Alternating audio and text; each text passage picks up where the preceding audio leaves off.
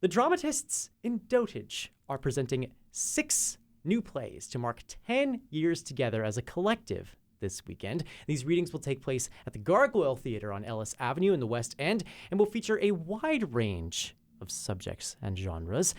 Lynne Martin and Armin Wiebe are 2 of the Dramatists in Dotage. They join us in the Classic 107 studios to tell us a little bit more about this weekend's proceedings. Nice to have you both here in studio. Thanks for having us. So maybe I'll start with you here, Lynne. Why don't you tell us about the name Dramatists in Dotage and what that signifies about your collective? Well, I mean, the rude way of saying it is we're a bunch of old farts who get together to write plays. All right. Nice and succinct. Fantastic. I can imagine, given that kind of humor, that's a pretty easy thing to keep you all around over the last 10 years. What maybe first, Lynne, brought you together as, well, a bunch of old farts who like to write plays? I think Armin should answer this because you've got a clearer answer than my memory isn't great. Well, it was Bruce Arbett and Kevin Longfield and I think Brian Richardson they came up with the idea, and then they invited Lynne and me to join, and Harry Nelkin, the actor, was also part of a group for a while, and Sue Proctor. And then over time we decided we needed another woman in the group, so we asked Jenny Gates, and all of us had a connection to theater. Some had been with theater for 30, 40 years, and others were just getting into it. And I had met Bruce through a playwriting situation with the Manitoba Association of Playwrights, and I'd known Kevin, so on. So we just decided, well, let's get together and work on plays together. So what does that look like in practice when you all are getting together and working together? How do those get-togethers aid in that process? Well, first of all, we started off meeting at the University of Winnipeg cafeteria on Friday afternoon. It's nice and noisy, so we could read our scripts out loud, and nobody would be bothered, and we weren't bothered. And we'd read our scripts together and discuss them, and it was good especially for early drafts of things, getting initial feedback, so on. Okay. And hearing your words out loud, you catch things that you don't catch when you're just looking at them on the page. It's really different. I mean, I've been a writing tutor, and I always tell my students, read your papers out loud. Yep. You'll find out where you need to fix it. Yeah, totally. So then we hear about all these different figures that are coming into Dramatists in Dotage over the years, as you described here, Armin.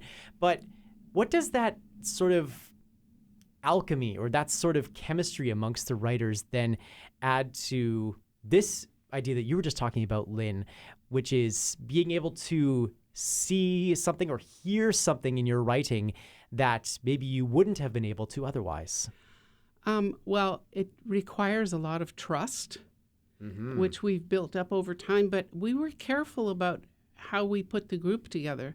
We sometimes have people asking if they can join the group, and it's actually not an open group. We will add a person like Jenny every once in a while when we need to, but it's because of that trust factor. We have to make sure that we all play well together. I see. So then all this playing well will culminate in the latest edition of Playing Well, I should say, will culminate in 6 play readings this weekend at the Gargoyle Theatre under the title Age is Just a Number. Maybe that's alluding to what you were saying before, Lynne, about a bunch of old farts getting together in a room here. But why did you choose that title for this latest collection of works that you're presenting? They're all short plays. I don't think there's anything over 12 minutes. Okay. and they're all on some aspect of aging, all having to do with some aspect. Many of us are in the sandwich generation, so we have quite elderly parents that we're looking after. And so some of the plays are about that, what that's like. A couple of plays are about dating. There's one about how your body changes. What do you think that, we'll leave the audience question aside for a second, but what maybe new insights, Armin, do you all take away about this stage of your lives as you were all gathering together and reading your works out loud? And then I would imagine that leads to discussions about this stage of life as well.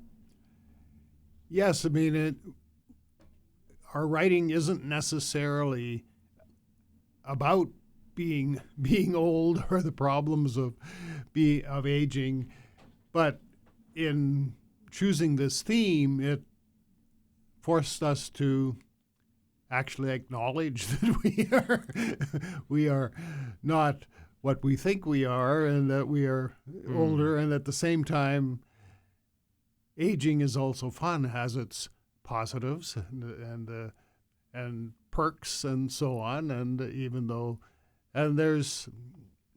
I think we're all proud of having made it this far. Amazing. I worked hard to get this old. And worked hard on your works, no doubt. Maybe we can dive into specifically, without getting into too much detail, because obviously we want audiences to come and see the works this weekend. But maybe we'll start with you, Armin, and your work that you've contributed to this weekend.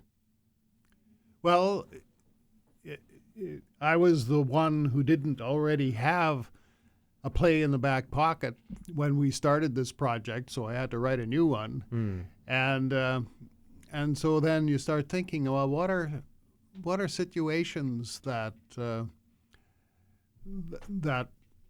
might lend themselves to a play? And so I came up with, two people in a seniors' home who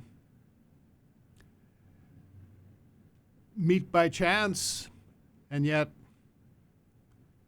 there's something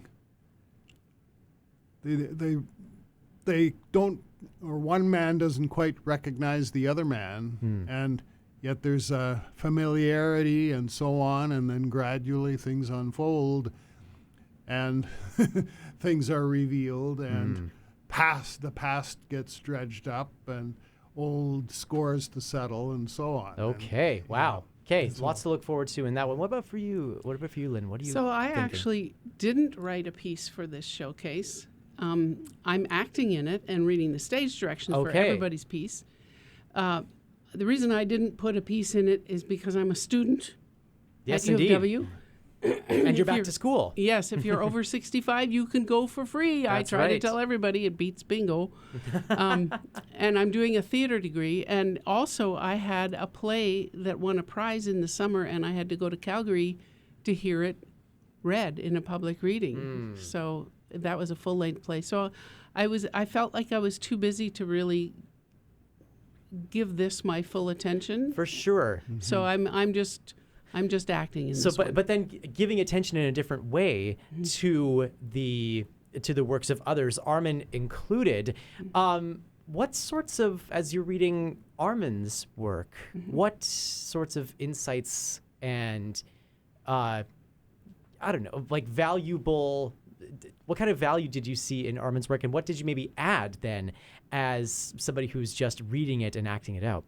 So I'm actually not acting in his piece, but I'm reading the stage directions for it, so I'm familiar with it. Yeah. It's very clever and has an edge to it that delights me. But it's a piece, like he said, it's about settling old scores. So to me, it's about taking care of your business. When it's a problem, and don't let it fester. Okay. So then the other people who will be seeing this, of course, the audience will be seeing these old scores being settled in drama form. What do you as playwrights gain from this kind of experience reading your works in front of audiences, and what do they then add to this dynamic that exists within Dramatists and Dotage, Armin? Well, we get to experience how the audience reacts, and whether the audience understands what we were trying to convey, whether they react to it, whether they laugh or don't laugh, and so on. And this is a very useful process for playwrights. It's a standard thing in workshops and so on. So we're doing something that professionals do as well. It's a stage in the development when they talk about something getting developed. Well, this is one of those stages. Okay. And it's also an inexpensive way to share our work without doing a full production. Sure. Yeah. Sure. All these different stages of developing a work taking place on the stage at the Gargoyle Theatre this weekend. The shows are on October the 4th, so Saturday at 7 o'clock, and then October the 5th, Sunday at 2. For Age is Just a Number. We'll have more information later on this morning at our website, classic107.com, and on the Classic 107 app. Armin Wiebe and Lynne Martin, it has been such a joy to hear about this presentation, and all the best for Age is Just a Number. Thank you for having us.